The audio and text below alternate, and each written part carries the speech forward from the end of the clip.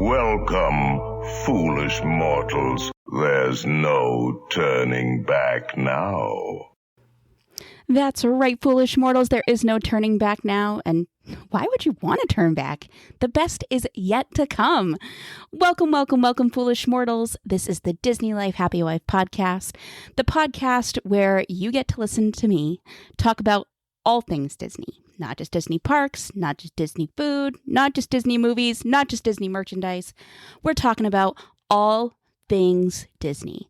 If it's Disney related, then I'm going to talk about it. And who am I?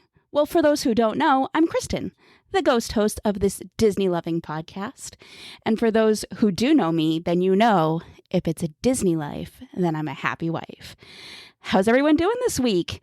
I hope you've had a great week so far. I know this episode is coming out on Friday, which is not our usual. We're usually a Wednesday, Thursday kind of podcast, but it is coming out a little bit later. For those who have noticed, we didn't really get any episodes in May, and this time of year has just been crazy. We've got so much going on.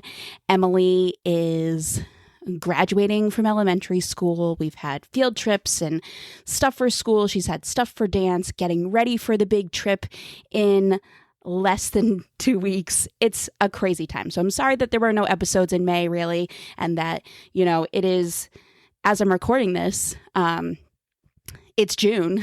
So so sorry that there haven't been a new episode in a little bit, but here we are. Brand new episode. So there you go. So I'm hoping that everybody's having a fabulous week with the weekend right at our heels.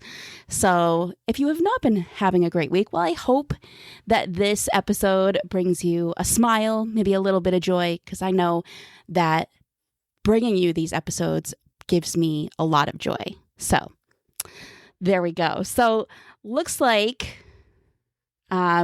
just like I've been doing for the past, new episodes, bringing you some Disney news.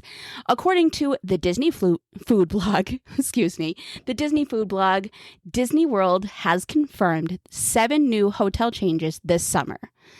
And I love to see what the resorts are going to do. There's so much going on in the parks and everything. So it's great to see what they're doing at the resorts. So some of them may be perks. Some of them may just be refurbishments. So we'll see. So starting off, the water park perk. Now, for those who haven't had this perk, Disney started this great perk that you get free admission to a water park on the day that you check in. So they are still keeping that going through the summer. I think it's until September, I believe. So you get free admission to one of their 2 water parks the day you check in. I know Em and I are going to take advantage of that when we get there. And I think we're going to go to Blizzard Beach this time. We went to Typhoon Lagoon last time, but I think we're going to do Blizzard Beach. So that way she can say she's been to both, and so there we go. So definitely if you're going, through the summer, I want to say that it's going until September. So if you're going in that time, definitely check that out. It's something great to do, that you don't have to pay for, to get in at least on the day you check in. Fly in early, go to a water park for the day, and there you go. So that's a great park that they're having. Number 2, so Cool Kids Summer is a kind of like an event that they have down in Disney World during the summer months. Great fun things for kids. I know that I think in the past have offered like free dining and that kind of stuff. I think they're doing that this year as well. We unfortunately didn't get that, but that's okay. So this perk that I'm going to talk about is something that they have at some of the Disney resorts. It's not at all of them. It's, from what I read, it's just at some of them.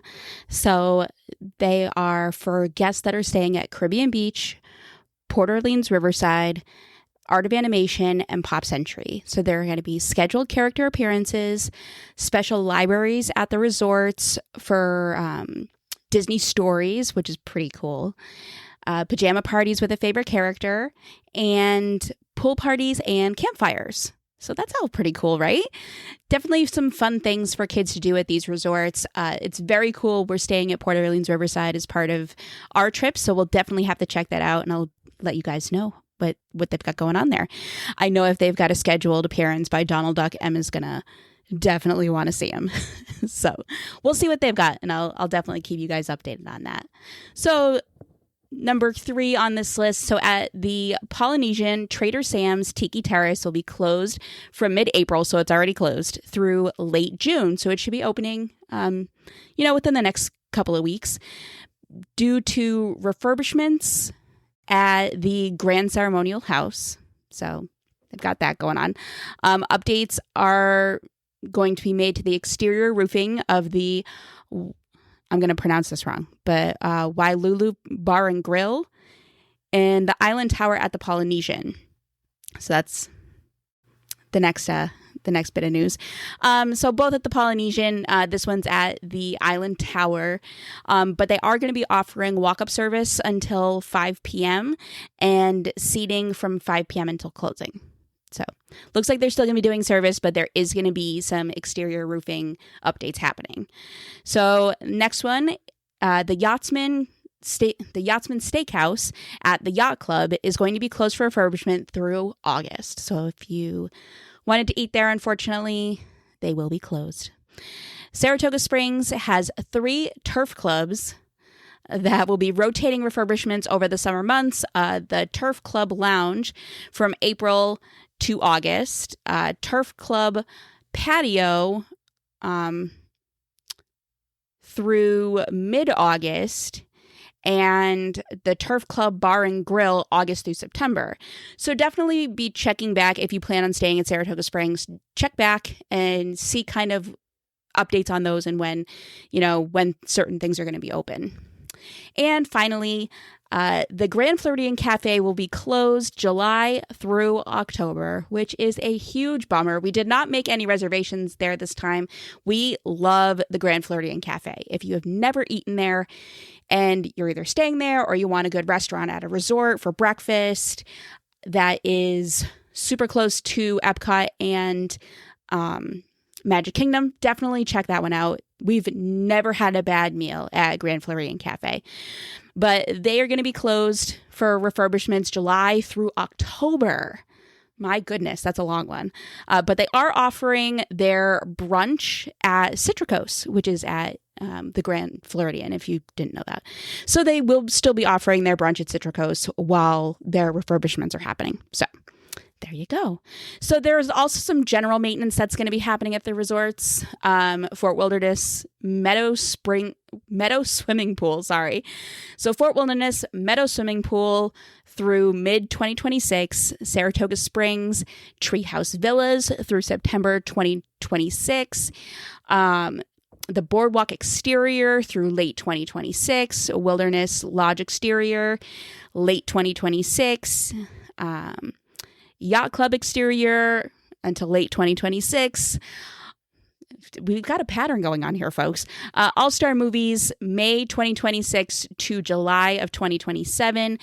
Animal Kingdom House at the Jambo House, May 2026 to January 2027. Grand Floridian Resorts through early 2027. Port Orleans Rooms through August 2027.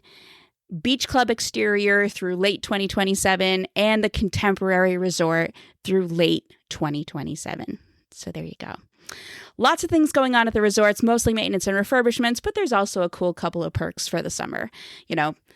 Check-in day, you get a free admission to a water park, and there's lots of cool things going on at certain resorts for the kids this summer, part of the Cool Kids Summer event that they've got going on. So definitely check those perks out and be aware of all those refurbishments and closings that are happening at the resorts throughout the summer.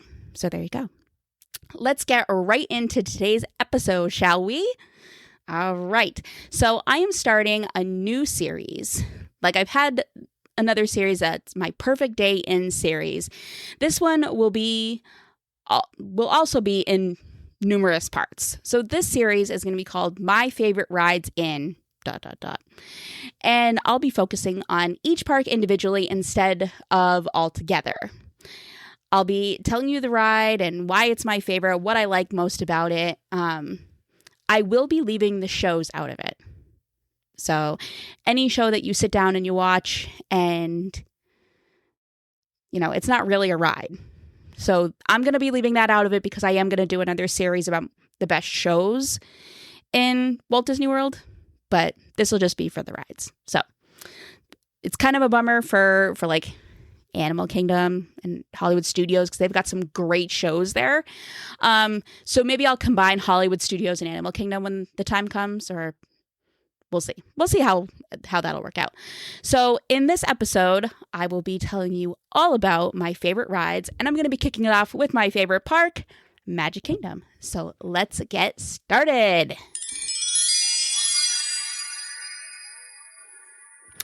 Okay, so now this list isn't going to be in any order. It's not a top 5 or anything like that, but I am going to do things a little bit differently this time, and I'm going to actually start with my favorite ride. So I do have a favorite in each park. I do have, a favorite of all time, but I'm going to start this list off with just my favorite one from Magic Kingdom. So if you know, you know. I mean, if you couldn't tell by like the music and the intro and the outro of the podcast, if you couldn't tell by me calling you guys foolish mortals, I don't know what else I could do. But my favorite ride in Magic Kingdom is the Haunted Mansion. Now, if you know me, then you might be thinking to yourself, Kristen, what is this?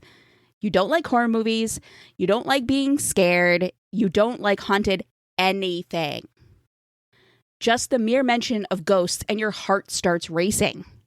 As a child, I wouldn't go to haunted houses, haunted corn mazes, stuff like that. Heck, I still don't do that kind of thing. So you may be asking, why do you like Haunted Mansion?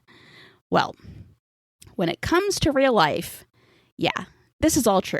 I don't like horror movies. I don't like being scared, and ghosts don't even get me started. One of my favorite things to tell people is that, yeah, I don't really like that kind of stuff. But when it comes to the world of Disney, nothing is further from the truth. Now, one of my favorite movies is Nightmare Before Christmas. Jack Skellington is one of my favorite characters of all time. And come on, he's the Pumpkin King. He's the kind of scary stuff, he's just great. He's just one of my favorites. And his dog, Zero, he's a ghost. I mean, I love him. He's probably one of my favorite sidekicks of all time. I've seen every adaptation of Haunted Mansion that there is. My personal favorite is the Muppets rendition. I just love it. I mean, how do you not love the Muppets? Haunted Mansion plus Muppets? I mean, come on, really? It's so funny and so cute. I just couldn't help it. Mickey's Not So Scary Halloween Party is by far the best party in Walt Disney World. I will die on that cross. The shows, the parade, the costumes, the characters, and let's not forget the trick-or-treating. I mean, come on. Disney just goes all out for Halloween. And when they do scary, it's not that scary. It's scary and Halloween-y, but in a good way. Not in a way that's going to give you nightmares for the rest of your life. I'm looking at you, Child's Play, aka Chucky. I'm looking at you. Yes. For those who don't know, DM me or email me and I'll tell you that story. So yeah. I will admit that the first time I rode Haunted Mansion, which was on my honeymoon, I was nervous. I thought it would be like characters jumping out at us and I'd be scared throughout the whole thing. I would absolutely hate it. But then, my husband got me onto the ride and boy, did I love it. I realized it was meant to be a little spooky, but also fun too. You're sitting there in your doom buggy and you're just having a great time. So, I mean, how can you go wrong with something like that? When you're a person who tends to get scared easily, you need to lean into the fun of it. And that's what I did. And this ride quickly became my favorite ride. Emily, at the age of 11, is still unsure about it though. She tolerates it for my sake, but getting her on it more than once a trip is pretty slim. I will say that she's always loved Madame Leota. When she was younger, she used to call her the lady with her head in a ball. It was cute. It was her favorite part. I think she still loves Madame Leota, but that was definitely the part that she liked in the ride. So, personally, my favorite character in the Haunted Mansion is the newest addition to the Gracie Manor, the Hatbox Ghost. I was always so jealous that Disneyland had the Hatbox Ghost. I was so jealous that they got that.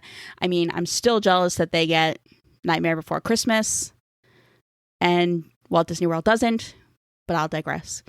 But I was jealous that they got the Hatbox Ghost. So when Disney World finally got it, I was so excited. I could not wait.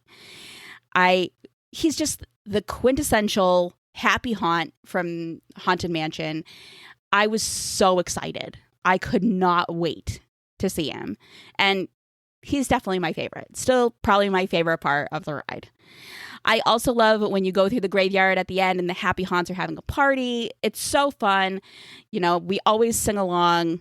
So, yeah. So, a few stats from the Walt Disney World website. This ride is located in Liberty Square.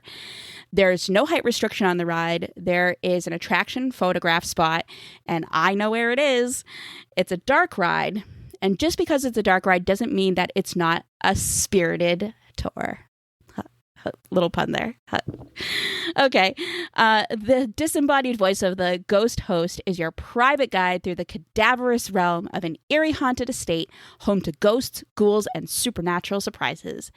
Glide past a casket-filled conservatory, Madame Leota's chilling seance room, and a ghostly graveyard of singing specters as you attempt to find your way out.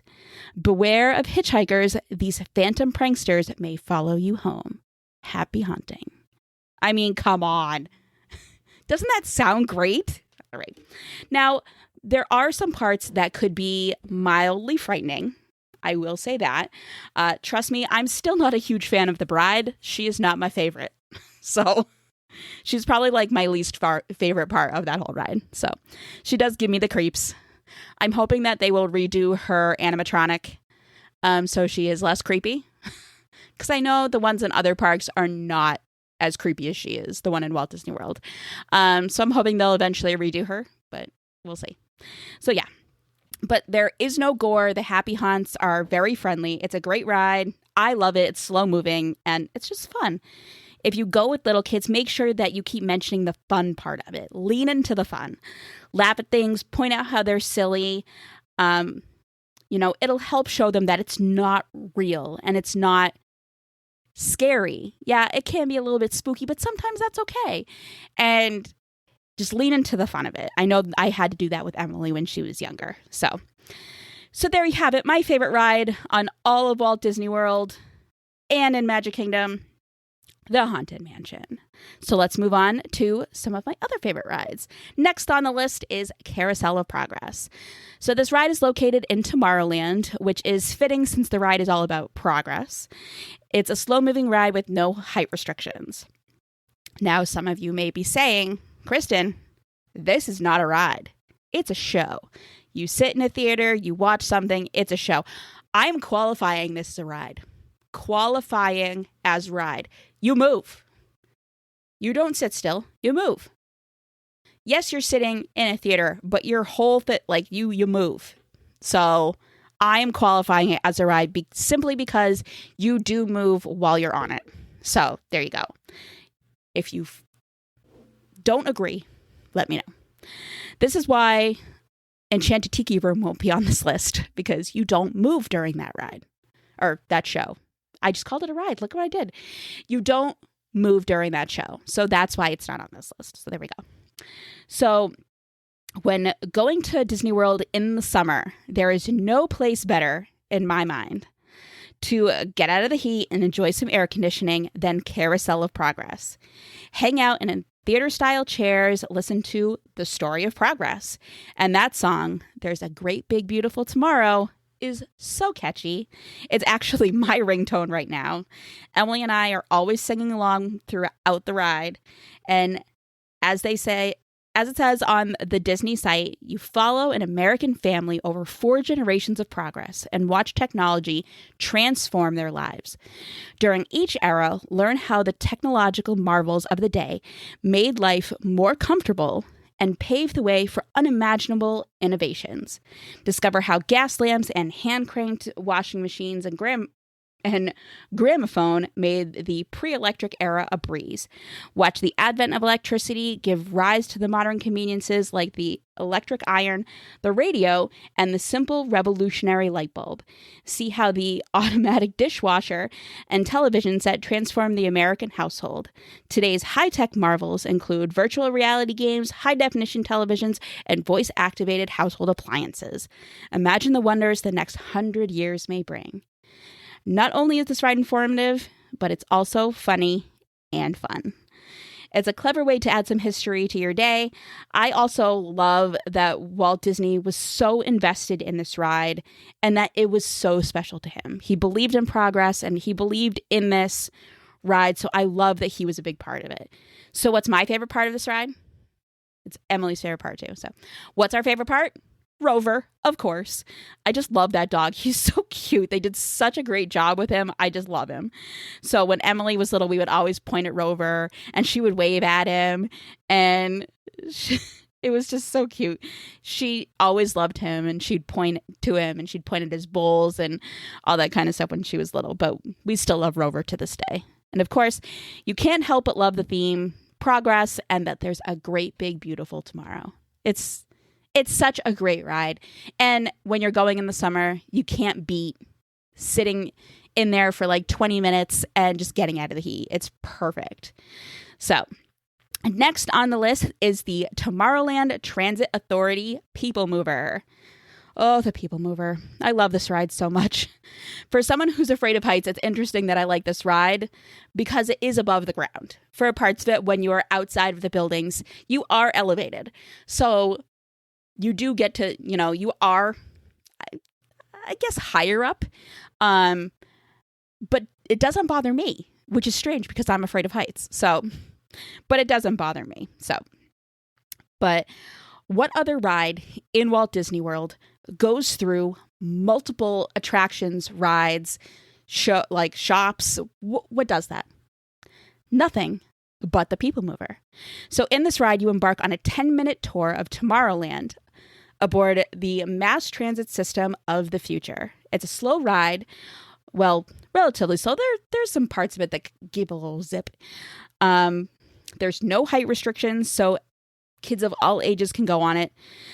So during the narrated tour of Tomorrowland, you go behind the scenes of attractions like Buzz Lightyear's Space Ranger Spin, Space Mountain, and Star Traders.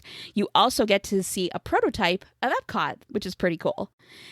When you're outside, when you're outside of the buildings, you get some of the best views around, one of them being of Cinderella's castle, and it always makes me so happy to see the castle when I'm on the People Mover.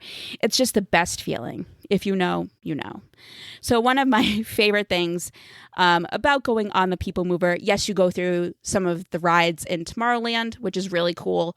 They used to have a part of Monsters, Inc. Laugh Floor that you would hear. When the Stitch ride was there was part of that as well. That's obviously not there anymore. But you do go through part of Space Mountain. Now, I don't do coasters, as we all know. So going through this, getting to see what Space Mountain kind of looks like, when you see the lights and you see how dark it is, and it makes my heart race. But there has been times where I've gone through this ride and the lights have been on. And you get to see how close the tracks are to each other. Like it just makes me nervous looking at it. I don't know. I couldn't do it. But when the lights are out and you just have the little lights going by and stuff like that, and it's dark, it actually looks pretty cool. But lights on, that to me looks scarier. So, yeah. But it's really cool that you get to see kind of behind the scenes. There is a part where you go through Buzz Lightyear's Space Ranger Spin, and you do get to see part of the ride, and it's pretty cool. I'm like, oh, look at that one back there. I missed that last time. I got to remember that. You got to remember that target way back there. So it's pretty cool. So I make a point to go on this ride at least once every time I'm in Magic Kingdom. It's a great way just to kind of sit and chill and hang out and, you know, just enjoy a little bit of a ride. So it's pretty cool. I love it. So now many people might think that this ride is boring, but I think that that's furthest from the truth. I love it. I think that it's great. It's a great way to get off your feet and enjoy a little behind the scenes action. So next on the list, and this one should be kind of like a no-brainer. Everybody should be like, oh yeah, of course this is on your list. Under the Sea Journey of the Little Mermaid. This ride has no height restrictions and is a dark, slow-moving ride. The vehicles are the same that you would see in Haunted Mansion, except not doom buggies. You get a clamshell. So that's pretty cool. The ride's located in Fantasyland. You walk through an amazing queue, very reminiscent of The Little Mermaid, which, of course, you know, there's shells in the ground, there's a waterfall, and so much more. It's just perfect. You know, a perfect queue for the Little Mermaid ride. It's wonderful. Then you board a clamshell and become a part of Ariel's world on a musical adventure awash with scenes from the animated classic. Now, if you know me, you know that this is one of my favorite rides.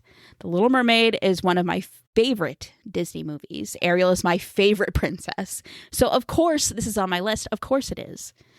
I think the scenes that Disney Imagineering chose for this ride, they did a fantastic job in telling the story and picking the scenes that they did. I think it was perfect. I think they did such a fantastic job. You know, I just loved how they interpreted it, and they, you know, stayed really true to the movie. You know, they could have kind of taken things in a different way, but they didn't. They stayed true to what The Little Mermaid is, and I absolutely love it. You know, from the part where you're going, you know, down under the sea and your clamshell tips back and there's bubbles and you get like a breeze and it's like you're going under the ocean.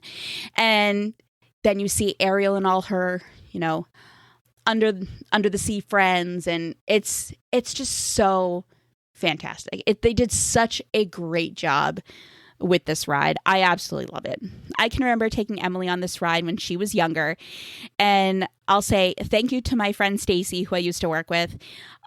She warned me about Ursula, who is large. She's not, you know, a regular human size. I don't know, human sized. She's bigger. She's large, and she's the main focus of that part. So she can seem a little villainous and menacing and stuff like that. So I will say thank you to Stacy, who warned me about Ursula before we went the first time with Emily. So that way I could be a little bit more comforting to her, so she wasn't scared. So thank you to Stacy. Emily loves this ride, and she loved it when she was younger. She would sing and dance and wave at Ariel. And yes, she would cuddle a little bit closer when Ursula came out. But then right after, it was fine. So, and, you know, when she was a little bit older and could, you know, tell it's just a ride, it's fine. She was fine with it. So there we go. She also loved pointing out the characters. When she was younger, she loved pointing out the characters in certain scenes as well, which made me smile. Finding Sebastian in the Part of Your World scene and pointing out Flounder in the Kiss the Girl scene. It was just so cute. She loved pointing them out, and they're some of our favorite characters, so gotta love it. Being a lover of The Little Mermaid, this is the perfect ride. It's also a great ride with small children, but just keep things light when Ursula comes around. One of my favorite parts of the ride is Scuttle. Now, he's not in the scenes, but he's in the beginning and the end. So when you're going in, he's talking about how you're going to be hearing the story of The Little Mermaid. And then when you come out, he's, you know, kind of like the happily ever after of the end of it. It's really, really cute. And I love that they incorporated him in that way. I thought that was genius and a perfect way to begin and end the ride. They're very cute. So before I get to the last one on my list, hard to believe, I want to throw some honorable mentions out there. I love these rides, but they aren't my favorites. So Buzz Lightyear's Space Ranger spin. Now, we are a competitive family when it comes to rides like this. Emily and I have always fallen short when it comes to Space Ranger spin. We were just never able to do it. Apparently, the new new things that they have with Space Ranger spin makes it easier to hit the targets. So I'm hoping that'll be better. But yeah, we've always been really competitive. So I've always really loved that ride. Peter Pan's Flight. Great ride. There are times I have to say that my fear of heights kind of kicks in a little bit, just because it looks, just the way that they make things look, you're really not that far off the ground. But like the way it makes you look like you're flying over London. Sometimes my brain goes, and I'm like, no, you're fine. Pirates of the Caribbean, mostly because it's Emily's favorite. I do love, now, if you know, I don't like flume type rides. And this is the smallest one that they have in, well, Disney World, but still, it still makes my heart race before it happens. But after that, I love going through Pirates of the Caribbean and singing, yo ho, it's Pirates Life for me. I love singing that with them. But Pirates of the Caribbean, honorable mention, mostly because it's one of M's favorite rides. And The Many Adventures of Winnie the Pooh. It's such a great ride. We have loved that ride since M was itty bitty. And I think we'll always love that ride. If you don't love Winnie the Pooh, I have to say, what is wrong with you? Such a great ride. I love it. So now on to the last one on my favorite rides of Magic Kingdom, the Jungle Cruise. Now, this is a slow ride with no height restrictions, and it takes you through multiple areas, lands, countries, looking for animals with some quippy jokes and lines from your skipper. You wait in line through an office, quote-unquote office, and boarding area around the work of Dr. Albert Falls. And then you embark on a chartered course of high adventure on a scenic and comedic boat ride of exotic tours of Asia, Africa, and South America. Well, there you go. And with each cruise, you get a skipper who tells jokes, makes comments about everything along the way. Some people might think this is eye roll worthy or stupid. I love it. I love a good dad joke. I love a good joke. Like, hit me. I love it. I think it's hilarious. I've never had a skipper that I didn't think was super funny. So I've never had one that hasn't had a comeback. If some kid has said something, or some person has said a line, they always have a comeback. They've always got a line for you. I've never not had a skipper like that. So, bravo to those cast members. They do a fantastic job. So there are some great animatronics they just make you laugh. I just love it. So some of my favorite scenes are the elephants, the tiger, and the lion scene. If you know, you know. If you don't, go on the ride and find out. They just make me laugh and they make me smile. So my overall favorite part is the backside of water, of course. I mean, who doesn't love the backside of water? There is so much going on in this ride. It goes by so quickly. I almost wish it was longer. The ride is a favorite of many. So there is usually a really long wait for the standby line. So if you can make a lightning lane for this, I would do it as soon as you can, or rope drop to this if you can. I'm not a rope dropper, but if you rope drop and you want to get on something like this, head straight there. So, well, there you have it, folks. That's my list of my favorite rides of Magic Kingdom. So we had the Jungle Cruise, Under the Sea, the Journey of the Little Mermaid, Carousel of Progress, the People Mover, and of course, Haunted Mansion. So there you go. That is my list. Next, we'll bring you my favorite rides at Epcot and then Hollywood Studios and Animal Kingdom. I think we'll do those together. I'll have to make my lists out and kind of see where we go with all of that. So it's kind of hard when you're not a coaster lady and you don't like roller coasters. So yeah. So as I'm leaving this episode, I have just under 2 weeks until Emily and I are back in Disney, and I absolutely cannot wait. I'm so excited to get back there. It feels like it's been forever. It's only been 2 years, but it feels like it's been forever. So excited. This brings this episode to a close. Thank you so much for taking the time to listen. It means the world to me. I love being able to talk about my favorite thing, Disney, with all of you. So where can you listen besides where you're listening now? Anywhere you can find podcasts, even YouTube. You can listen to this podcast. I'm hoping to have videos up for you guys at some point this year. I will definitely be posting videos from Disney when Em and I are there in a couple of weeks. Where can you follow along with the podcast? I have profiles on Facebook and Instagram at Disney Life Happy Wife Podcast. All one word. I know it's long. All one word, though. I have a TikTok that I am going to be adding more to soon, but feel free to follow along there as well. Go add that. Profile is at DLHW Podcast. So there you go. Follow along, all that good stuff. Feel free to send me a DM and let me know what you thought of this episode. You can also send me an email at dlhwpodcast@gmail.com.